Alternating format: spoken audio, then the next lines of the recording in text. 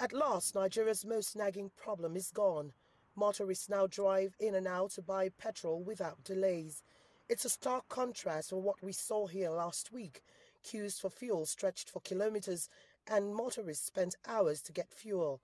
The crisis was a result of a stalemate on whether to raise fuel prices or maintain the current pump price. The government stood its ground and refused to allow a price hike and instead walked back on its earlier policy to end fuel subsidy. It also penalized those caught hoarding fuel. The government fears an increase in fuel prices might drive up inflation, something an economy emerging from a recession cannot afford. What I would recommend is government set a threshold which anything below the threshold, government bears the subsidy because of the economic effects it will have. But at some point, anything, price movement outside, above that threshold, government should put in place a structure to pass on that price movement. So people are readily, they can prepare for this price movements.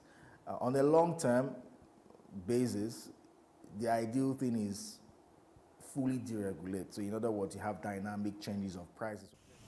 Nigeria is Africa's biggest producer of crude oil, but it imports up to 90% of the fuel consumed locally.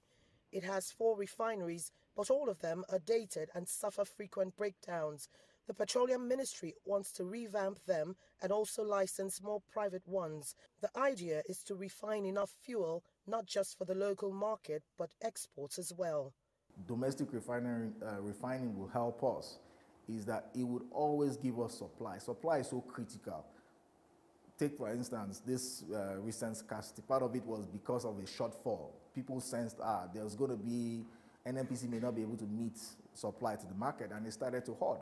Once you know there's a refinery at the back that is always refining, always has product, then you won't have scarcity. And what that means is that people will not be prone to hoard PMS product because of maybe a shortfall in importation. The current increase in cost of fuel imports is attributed to gains in crude oil prices and Hurricane Harvey that cut output of refiners in the U.S. The NNPC imports up to 80% of the 35 million liters of petrol consumed daily.